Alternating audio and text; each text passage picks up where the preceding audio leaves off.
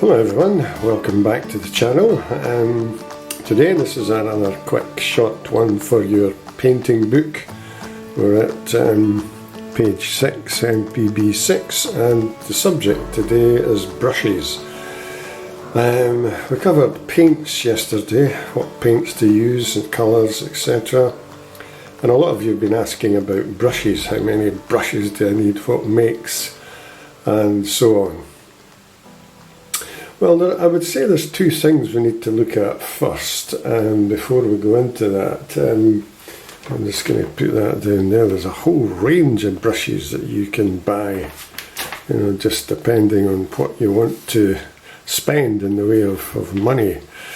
But there's two things I would say first. You need to decide, with this COVID virus throughout the world, a lot of people are just looking for a quick hobby. Hopefully the virus will be cleared by June time this year. So if that is your hobby, just a quick 2 or 3 months hobby, you don't want to spend a lot of money on brushes. You could pick up a pack of brushes for about £10. If, on the other hand, you see this as a kind of serious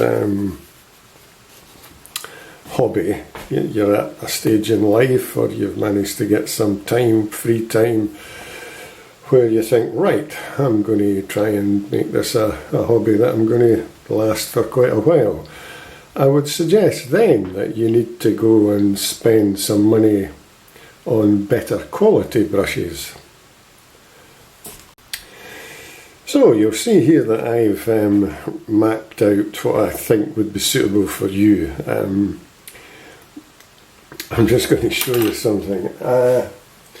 Here's my canvas wrap that I keep my paints in, and you'll see that I've got, must be about 20 brushes there.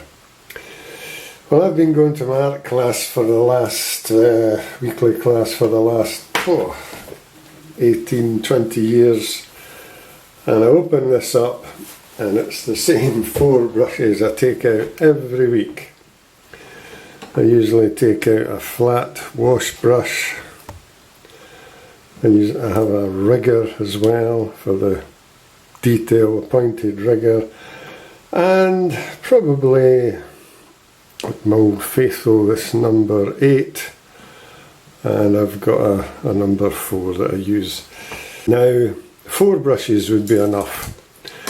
It's just a thing that we artists have. We like to collect brushes, and you'll probably go through this as well. When it's birthdays or Christmas or whatever, what do you want? Oh, we'll have some nice brushes. Now, I wouldn't, at this stage, I wouldn't suggest spending a lot of money. I do have, as I say, that's the 4 brushes that I use. We've got a flat 3/4 inch, a number 4 round, a number 8 and a rigger, and these are the cheaper brands.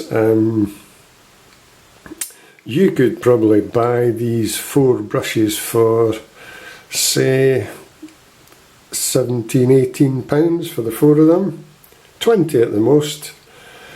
But there are other more expensive makes. You'll see over on the right here, I'll zoom in a bit. These ones here are, this one's a System 3. I'm quite impressed with that make. I just bought this just in January last year, and it's good. Cotman is another Winsor & Newton, that's student brands. I find them fine.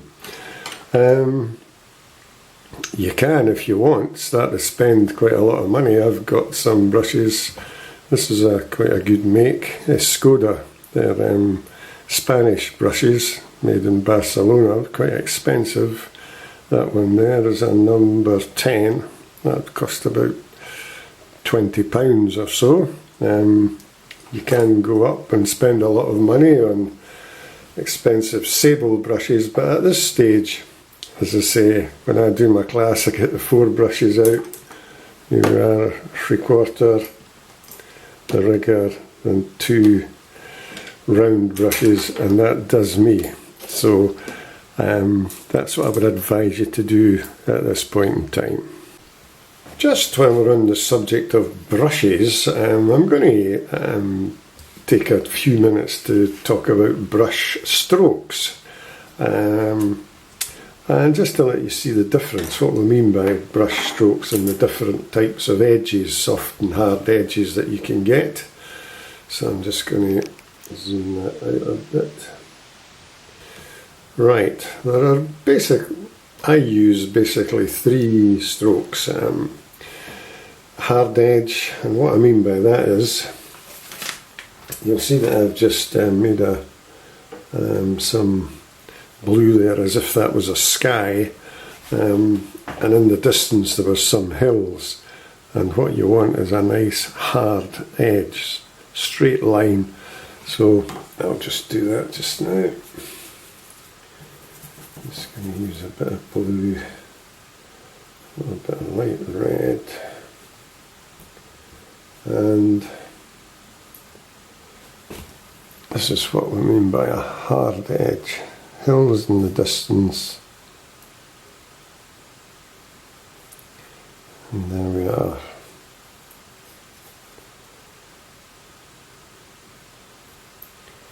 Right,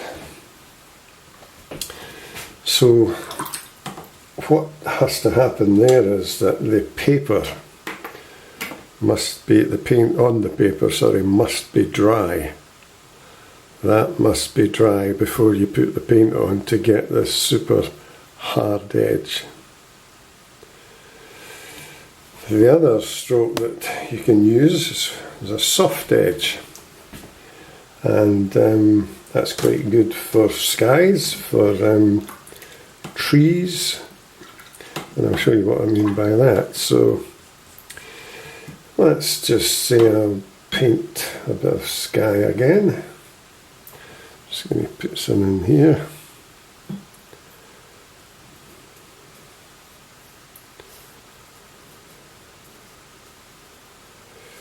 Now you might recall in one of the videos, a snow scene I did, I think it was the one snow scene in America, I had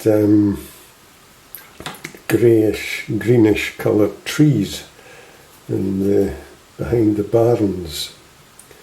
And what I did there was, the sky was still wet, and I started to paint in some trees, and you get that lovely soft colour, soft brush stroke. And you've really just got to time this. This is something you will just learn as you go along. Don't worry if you can't get this up. I'm just looking at this, what's happened. Like that is, I would say that's a mistake. I've been too quick to paint that tree in there, and you can see that it's all just fused and it's kind of lost its shape. So I'm going to try it again. Let's see. This is better.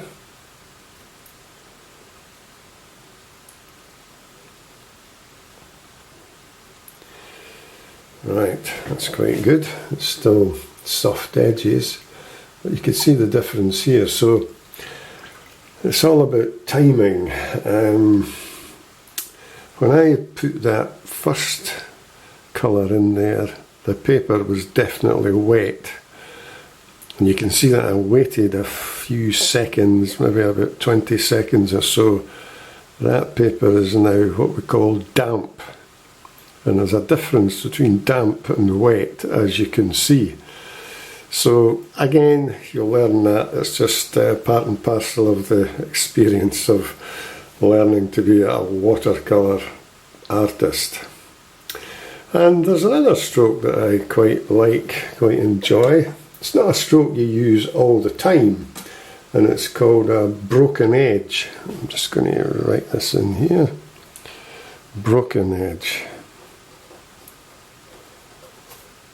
And what that is really, Where do you use that now? Say water was still like a mirror, but a bit of wind got up and just disturbed it a touch. It's super for creating that, so I'm just going to show you. So I'm going to mix up a bit of a blue, and what you do is, now you've got to be pretty quick here. I'm just going to let you see this on a piece of scrap paper. This is a stroke where you just quickly drag it across. And you see that lovely broken effect. You don't get time to paint it like this, because if you do, you don't get the broken effect. It's got to be, see that lovely effect there. Now you can imagine, as I say, if you were doing a scene with water and a yacht or something on it, the wind got up and you want a bit just to disturb it a bit. Super, get that? So here we go, the moment of truth. So I'm just going to drag this right along. And there we go. That's a better one. Now just a little tip there. You'll see that the top one is a lot darker and not so much of this broken part. What happened there was too much paint on the brush. So it might have been better to have a piece of paper again at the side.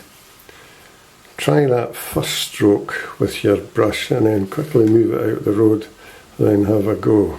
And see how it's given you that lovely broken edge. Right, well, hopefully that's been of some help for you. Again, it's just brushes and brush strokes, so decide what you want to do. If it's going to be a hobby for most of your life now, then get yourself some decent quality brushes. £20 would do you fine. 4 brushes would be great to start with. As you'll see, it's a 3/4 inch flat, number 4 round, number 8 and a rigger. And that's just some brush strokes that you can use when you start, or if you've already started. Just be careful when you're doing this one, and especially this one.